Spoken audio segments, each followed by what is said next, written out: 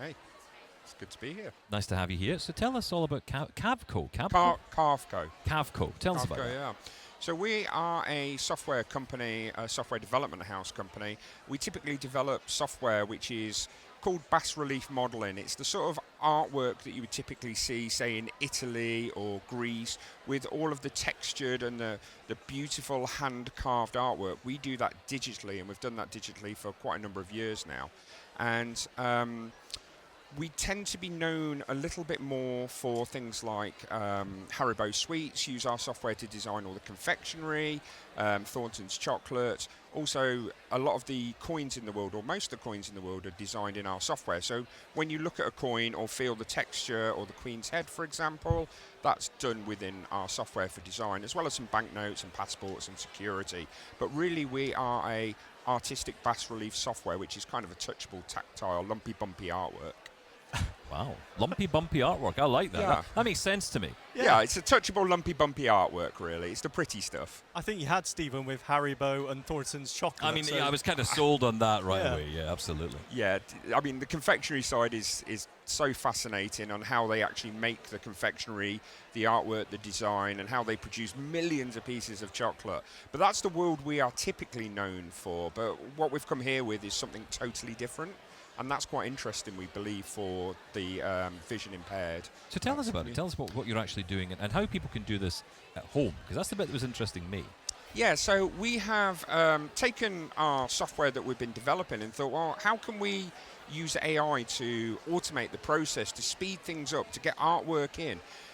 It's great that people can still hand carve and do stuff via traditional methods, but actually those skills are getting less and less over time, and it's been done with software. We're like, well, okay, how do we automate this process? So we started down the route of seeing how we could automate the process for our large customers, and when we sat there, a spark kind of flicked off to us and think, well, actually, who would this benefit? Imagine if you could bring in a photograph of a loved one, a pet, your wedding day, a grandchild, your baby, but you weren't able to see them. Imagine if you could bring that into the software, it turned it into a lumpy bumpy or a bas-relief bit of artwork, and you could actually produce that either on a low-cost CNC, but we were like, actually, no, you could do this on a 3D printer, which means the cost is really low, because 3D printers, the price is always coming down on those. They can be £150, £200 for a cheap one,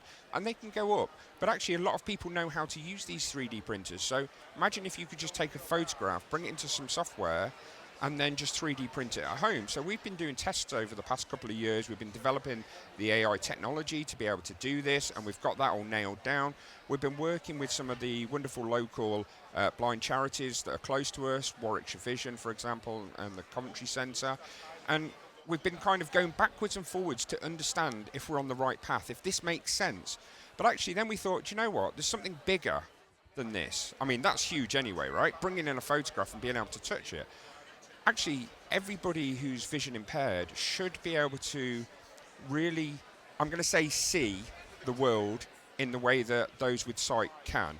Whether you are going to an English heritage site, whether you are going into a museum, whether you're on the outside of a building and you want to know what the building is you're going into is, especially if it's a cathedral or a stunning piece of architecture. And we thought, well, actually, this can be produced by museums, for example. And we thought, well, yes, this has been done before for museums, but this can take, months and months of hand carving for somebody to do that, then hand painting. We thought, well, we can reduce this time by using that exact same technology that we've been speaking about, which is, bring in an old piece of artwork into the software, and it instantly turns it into a 3D model that can be CNC'd, because it's more likely to be CNC'd than 3D printed because of the scale, but it can be 3D printed. CNC being? Sorry, CNC is the machines that cut away material. So it's a spinning tool on a machine that controls the direction, and it cuts away material to make most of the things we use on a day-to-day basis. And that technology is actually quite affordable now, meaning rather than museums having tactile art exhibitions which take months to be able to do, they can produce a piece of artwork a day. it's that quick for them to be able to do. And we thought, well, actually, wouldn't it be very beneficial if there was a section in a museum just dedicated to tactile artwork? So we decided that we're putting on a art exhibition in London on September the 15th, which is at the Oxo Gallery. And we've got 19 large pieces of artwork that we're going to be showing. And then in the room next to it, we've got the side where we're going to show people how they can make their own. Bring photos, 3D print photos, so they can see how it all works. So it's quite an exciting project that we've been working on. And the feedback we've had from it so far has been absolutely incredible. But really, we're trying to make this so that everybody can do it. We want it consumerized so that everybody in the world can actually feel the photos, touch the artwork. So, Feel the photos. I like that. There's a tagline for you. yeah. Now, at the scanning stage, is this purely software, or is there some special device you need to scan the photos in the first place? No, so we've actually found that you can just do it off your phone, just taking the photograph off your phone. Now, probably if you're working with a larger piece of artwork, let's say museums, they will probably go down a larger scanner to not damage the artwork. But for yourself, you can either scan it in on a digital scanner, or you can take a photograph of it and bring it in, or you can use any of the photographs off your phone. Phones these days, the quality of the photos is absolutely incredible. But when we bring it into our software, that's where all the magic happens, and that's what turns the artwork into the 3D model, which then you can export. And how accurate is it? I'm thinking of, I've got, let's say, pictures of my kids when they were, babies or toddlers, and I'd love to be able to I can picture them in my head. I'd love to be able to do this process on those sort of photos. But how does it work? It sounds like magic. How does it know what sort of elevation to use on different parts and things like that? So, as standard, it will... this is where the advantage comes into the technique that previously happened. The previous technique is it would turn a photo into black and white grayscale, and it would raise the black and keep the white low, or vice versa, and that's how it would work. But now it doesn't work like that. It works by AI analysing the photos, understanding the photos from everything it's seen previously, and then taking the shapes and the height and saying, well, that's a nose, that's an eye. But it actually takes your photograph, so it doesn't modify it in any way. When we started developing this, we were very, very clear that it had to be your photograph, not a modified version or an AI version where it's tweaked it many times. Because in things like ChatGPT, if you put one photo in and say, clean it up, it looks different. Then you say, clean it up again, then all of a sudden you've got a different person. Yeah. We don't do any of that because that's not what we're trying to achieve. We're trying to achieve the exact results. So your children, you would be able to bring in a photograph of that, and it would just bring the heights up of everybody. Now, you still have the control to scale it and to smooth it if you want, to make the height what you want it to be. So it's ready to be printed and machined, but they're just slider bars that do that, and then you can push it off on your 3D printer, for example. But that's the stories we want. We want people to be able to do exactly what you've just said, those memories.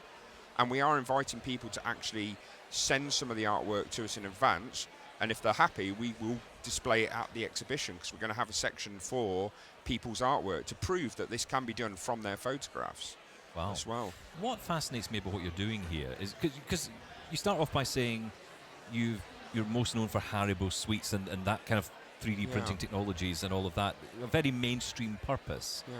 And then you turn towards this purpose, which is much more specialist, you might argue. Yeah. That's an interesting journey, because it's often the other way around. Yeah. What led you to do that? I mean, as a company, we are a relatively small company that we work with. My background is I'm a designer. I studied product design, automotive design. So part of me has always been a designer. On a personal note, I actually grew up, my sister is disabled, spina bifida and hydrocephalus. My parents ran a charity for disabled, and I sort of grew up in all of that. I'm now a carer for my sister. So I've always been interested in making the world a better place if possible.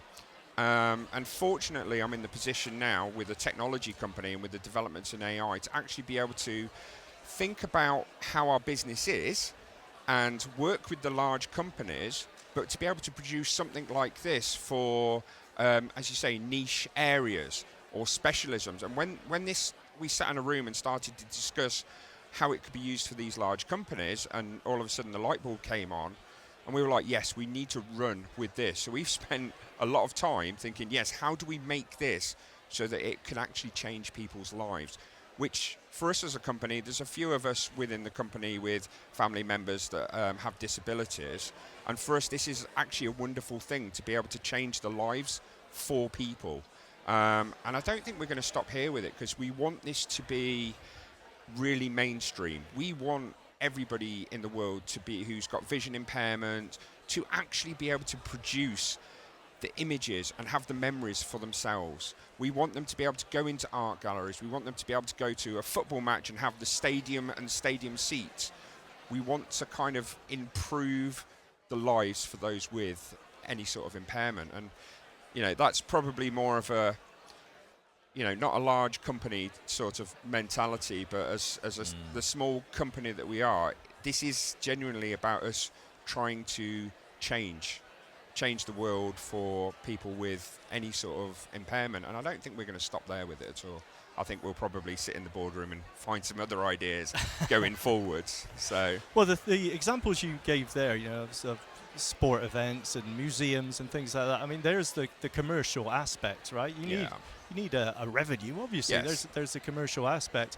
But when you're talking about changing people's lives, you know, the ability for us as blind people to experience photos again, and as I said, even if it's, you know, our own personal photos that we remember if we did have sight before, that's massive. yeah. So how would you actually, what's your plan on making that happen? Are you making this software available? Is that, you know, like an iPhone app, and or what? So we're not at any app stage just as yet. It's built into our main technology at the moment. So there is a on-computer technology. We've actually been working with an incredibly talented blind person who codes and is absolutely incredible. So he's been giving us a lot of feedback. So the aim eventually will be that we will keep streamlining and simplifying it so that it may be in the future, it could be a web-based type technology, it could be a phone-based technology. At the moment it's just within our software, because that's where we have the skill and we're fully controlled.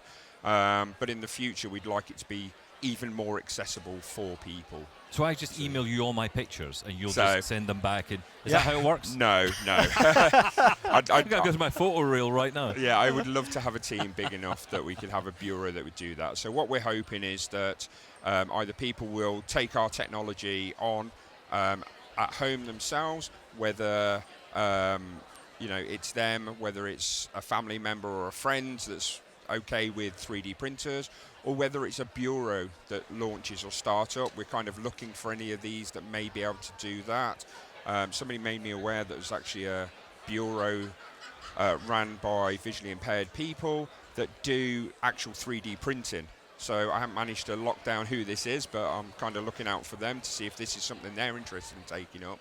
But ideally, we want people to be able to do this themselves. Well, I wish you all the best. Remind us Thank again about the event that's coming up in September in London. Yep, so it's called Touch Beyond Vision. There is a website for it. It's on the 15th of September in the South Bank OXO Gallery from 10 till 4. And in that we'll have 19 pieces of artwork in there for people to see, and they're showing how to make it.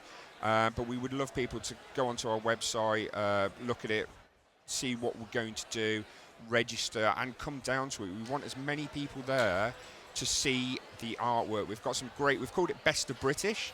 So we've got some landmarks, we've got some British artwork, and we've actually got some sports personality images in there as well. So there's going to be a real mix. And the tests we've done so far, people are spending like 20 minutes just admiring, feeling, touching the artwork, and they've been like, yes, this is absolutely wonderful to be able to do. So wow. we really welcome people down. It's amazing. We could make you there, Stephen. That'd be great. Yeah, no, be able to touchable Stephen Scott. I've touched my face, and trust me, no one needs to touch that.